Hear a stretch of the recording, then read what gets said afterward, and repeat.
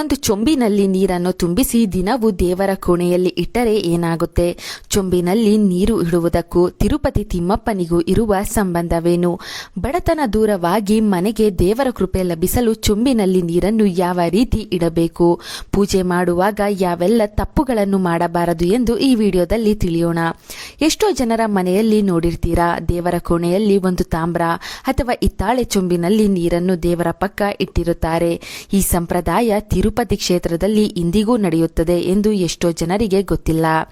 ಸಾಕ್ಷಾತ್ ಶ್ರೀ ವೆಂಕಟೇಶ್ವರ ಸ್ವಾಮಿಗೆ ತಿರುಪತಿಯಲ್ಲಿ ಏಕಾಂತ ಸೇವೆ ಮಾಡಿದ ನಂತರ ಅಲ್ಲಿನ ಅರ್ಚಕರು ಒಂದು ಬೆಳ್ಳಿ ಪಾತ್ರೆಯಲ್ಲಿ ತುಳಸಿ ದಳಗಳನ್ನು ಹಾಕಿ ಶ್ರೀವಾರಿಯವರ ಪಕ್ಕ ಇಟ್ಟು ಬಾಗಿಲನ್ನು ಹಾಕಿ ಹೋಗುತ್ತಾರೆ. ಬೆಳಿಗ್ಗೆ ಬಂದು ನೋಡಿದಾಗ ಅವರು ಇಟ್ಟ ನೀರು ಸ್ವಲ್ಪ ಕಡಿಮೆಯಾಗಿರುತ್ತದೆ. ಆ ನೀರನ್ನು ಬ್ರಹ್ಮತೀರ್ಥವಾಗಿ ಬಂದ ಭಕ್ತರಿಗೆ ನೀಡಲಾಗುತ್ತದೆ. ನೀವು ಬೆಳಗಿನ ಜಾವ ತಿರುಪತಿಗೆ ಸುಪ್ರಭಾತ ಸೇವೆಗೆ ಹೋದರೆ ಈ ತೀರ್ಥವನ್ನು ನಿಮಗೆ ನೀಡಲಾಗುತ್ತದೆ. ಈ ರೀತಿ ಏಕೆ ಮಾಡಲಾಗುತ್ತದೆ ಎಂದರೆ, ಸಾಕ್ಷಾತ್ ಬ್ರಹ್ಮದೇವರು ತಿರುಪತಿಗೆ ತಿಮ್ಮಪ್ಪನನ್ನು ಏಕಾಂತ ಸೇವೆಯಾದ ಮೇಲೆ ನೋಡಲು ಬಂದ ಸ್ವಾಮಿಗಳ ಪಾದ ತೊಳೆದು ಹೋಗುತ್ತಾರೆ. ಈ ಸಂಪ್ರದಾಯವನ್ನೇ ಅನುಸರಿಸಿ ಆಂಧ್ರ, ತೆಲಂಗಾಣ ಕಡೆ ಭಕ್ತರು ತಮ್ಮ ತಮ್ಮ ಮನೆಗಳಲ್ಲಿ ದೇವರ ಪಕ್ಕ ಒಂದು ಚೊಂಬಿನಲ್ಲಿ ನೀರನ್ನು ಇಡುವ ಪದ್ಧತಿಯನ್ನು ರೂಢಿಸಿಕೊಂಡಿದ್ದಾರೆ. ಇದೊಂದೇ ಕಾರಣ ಅಲ್ಲದೆ ಪಂಚಭೂತಗಳ ಸಾಕ್ಷಿಯಾಗಿ ದೇವರನ್ನು ಆರಾಧಿಸುವುದು ಇನ್ನೊಂದು ಕಾರಣವಾಗಿದೆ. ದೇವರು ಪಂಚಭೂತಗಳಲ್ಲೂ ನೆಲೆಸಿರುತ್ತಾನೆ. ಪ್ರತಿ ಮನೆಯಲ್ಲೂ ಕಳಸ ಇಟ್ಟು ಪೂಜೆ ಮಾಡುವ ಪದ್ಧತಿ ಇರೋದಿಲ್ಲ.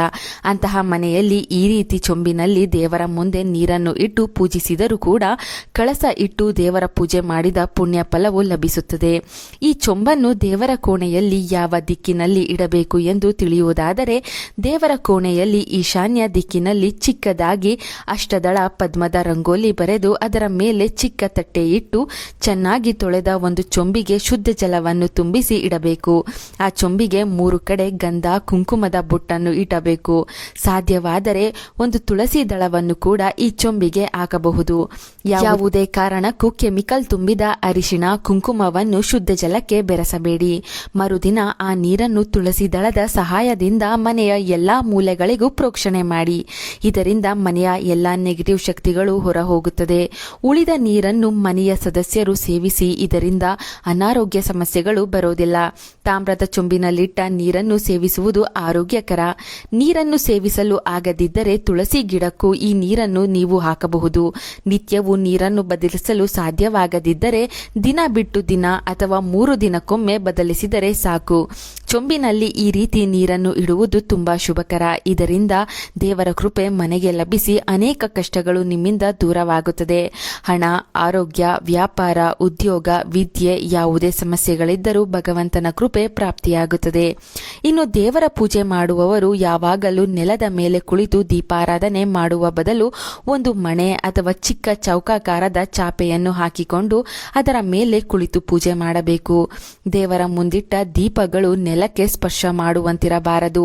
ಬದಲಾಗಿ ದೀಪದ ಕೆಳಗೆ ಒಂದು ವಿಳೆದೆಲೆ ಅಥವಾ ಚಿಕ್ಕ ತಟ್ಟೆಯನ್ನು ತಪ್ಪದೆ ಇಡಬೇಕು.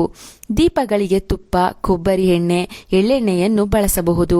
ದೀಪಕ್ಕೆ ಎಣ್ಣೆ ಹಾಕಿದ ನಂತರ ಯಾವುದೇ ಕಾರಣಕ್ಕೂ ಒಂಟಿ ಬತ್ತಿಗಳನ್ನು ಹಾಕಬಾರದು. ಜೋಡಿ ಬತ್ತಿಗಳು ಅಥವಾ 3 ಬತ್ತಿಗಳನ್ನು ಹಾಕಬೇಕು.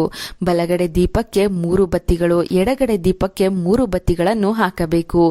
ಕಾಮ, ಕ್ರೋಧ, ಲೋಭ, ಮೋಹ, ಮದ, ಮತ್ಸರಗಳು ದೀಪದ ಬತ್ತಿಗಳ ಮೂಲಕ ಸುಟ್ಟು ಜ್ಞಾನ ಜ್ಯೋತಿಯು ನಮ್ಮಲ್ಲಿ ಬೆಳಗಲಿ ಎಂಬುದು ಇದರ ಸಂಕೇತ.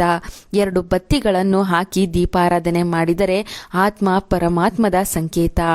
ಒಂಟಿ ಬತ್ತಿಯನ್ನು ಹಾಕಿ ಎಂದಿಗೂ ದೀಪಾರಾಧನೆ ಮಾಡಬಾರದು. ಏಕೆಂದರೆ ಸಾವಿನ ಮನೆಯಲ್ಲಿ ಮಾತ್ರ ಒಂಟಿ ಬತ್ತಿ ಹಾಕಿ ಆ ದಿನ ದೀಪ ಬೆಳಗಿಸಲಾಗುತ್ತದೆ. ದೀಪಗಳನ್ನು ಏಕ ಆರತಿ ಮೂಲಕವೇ ಬೆಳಗಿಸಬೇಕು. ಬೆಂಕಿ ಪೊಟ್ಟಣ ಬಳಸಿ ನೇರವಾಗಿ ದೀಪ ಹಚ್ಚಬಾರದು. ದೀಪದ ಮುಂದೆ ಏನಾದರೂ ಸಿಹಿ ನೈವೇದ್ಯ ಹಾಗೂ ಅಕ್ಷತೆಯನ್ನು ತಪ್ಪದೆ ಇಡಬೇಕು. ಇದರಿಂದ ಮಹಾಲಕ್ಷ್ಮಿ ಕೃಪೆ ಪ್ರಾಪ್ತಿಯಾಗುತ್ತದೆ. ದೀಪಾರಾಧನೆಗೆ ಎಂದಿಗೂ ಸ್ಟೀಲ್ ದೀಪಗಳನ್ನು ಬಳಸಬಾರದು. ಪ್ರತಿನಿತ್ಯ ತಲೆ ಸ್ನಾನ ಮಾಡಿಯೇ ಸ್ತ್ರೀಯರು ದೀಪ ಬೆಳಗಿಸಬೇಕೆಂಬ ಯಾವ ನಿಯಮವೂ ಇಲ್ಲ. ಅಸಲಿಗೆ ಸ್ತ್ರೀಯರು ವಾರಕ್ಕೆ 1 ಅಥವಾ 2 ಬಾರಿಯೇ ತಲೆ ಸ್ನಾನ ಮಾಡಬೇಕು ಎಂದು ಶಾಸ್ತ್ರ ಹೇಳುತ್ತದೆ. ಪ್ರತಿನಿತ್ಯ ಕೈಕಾಲು ತೊಳೆದುಕೊಂಡು ಅಥವಾ ಮೈ ಸ್ನಾನ ಮಾಡಿಕೊಂಡು ದೇವರ ದೀಪಗಳನ್ನು ಬೆಳಗಿಸಬೇಕು. ದೀಪಾರಾಧನೆ ಮಾಡುವಾಗ ದೀಪಗಳು ದೇವರ ಕಡೆ ನೋಡುವಂತಿರಬೇಕು. ದೀಪಗಳು ನಮ್ಮ ಕಡೆ ನೋಡುವಂತಿರಬಾರದು. ದೇವರಿಗೆ ಬಲಗಡೆ ಬರುವ ದೀಪವನ್ನು ಮೊದಲು ಬೆಳಗಿಸಿ ನಂತರ ಎಡಗಡೆ ದೀಪವನ್ನು ಬೆಳಗಿಸಬೇಕು. ಒಂದು ಸಲ ದೀಪಗಳನ್ನು ಬೆಳಗಿಸಿದ ಮೇಲೆ ಆ ದೀಪಗಳನ್ನು ಯಾವುದೇ ಕಾರಣಕ್ಕೂ ಕದಲಿಸಬಾರದು. ದೀಪಾರಾಧನೆ ಮಾಡಿದ ಪತ್ತಿಗಳು ಪೂರ್ತಿಯಾಗಿ ಖಾಲಿಯಾದರೆ ಅದು ತುಂಬಾ ಒಳ್ಳೆಯದು. ದೀಪ ಹಚ್ಚುವಾಗ ಯಾರೊಂದಿಗೂ ಮಾತನಾಡಬಾರದು. ಮೌನವಾಗಿ ಇದ್ದು ದೀಪಾರಾಧನೆ ಮಾಡಬೇಕು. ಸಾಧ್ಯವಾದರೆ ಮುಖ್ಯ ದ್ವಾರದ ಮುಂದೆ ತುಳಸಿ ಗಿಡದ ಮುಂದೆ ಪ್ರತಿ ಶುಕ್ರವಾರದ ದಿನ ದೀಪಾರಾಧನೆ ಮಾಡಿ. ಇದರಿಂದ ಮಹಾಲಕ್ಷ್ಮಿ ಅನುಗ್ರಹ ನಿಮ್ಮ ಮನೆಗೆ ಪ್ರಾಪ್ತಿಯಾಗುತ್ತದೆ. ಕಷ್ಟಗಳೆಲ್ಲ ದೂರವಾಗುತ್ತದೆ. ಸಂಜೆ ಸಮಯದಲ್ಲಿ ವಿಷ್ಣು ಸಹಸ್ರನಾಮ ಕೇಳುವಂತೆ ಮಾಡಿ. ಇದರಿಂದ ಮಹಾಲಕ್ಷ್ಮಿ ದೇವಿಯ ಆಗಮನ ಮನೆಗೆ ಆಗುತ್ತದೆ. ಮುಸ್ಸಂಜೆ ಸಮಯದಲ್ಲಿ ಸ್ತ್ರೀಯರು ಕಣ್ಣೀರು ಹಾಕುವುದು, ಗಂಡನೊಂದಿಗೆ ಜಗಳ ಮಾಡುವುದು ಮಾಡಬಾರದು. ಪೂಜೆಯ ಬಗೆಗಿನ ಸಂದೇಹ, ದೇವರ ಕೋಣೆಯ ನಿಯಮಗಳನ್ನು ಈ ವಿಡಿಯೋದಲ್ಲಿ ಆದಷ್ಟು ತಿಳಿಸಿಕೊಟ್ಟಿದ್ದೇವೆ. ಈ ವಿಡಿಯೋಗೆ ಒಂದು ಲೈಕ್ ಕೊಟ್ಟು ನಿಮ್ಮ ಅನಿಸಿಕೆ ಕಮೆಂಟ್ ಮಾಡಿ. ಎಲ್ಲರಿಗೂ ಈ ವಿಡಿಯೋ ಶೇರ್ ಮಾಡಿ. Chandana Loka YouTube channel subscribe ಮಾಡಿ. Thank you.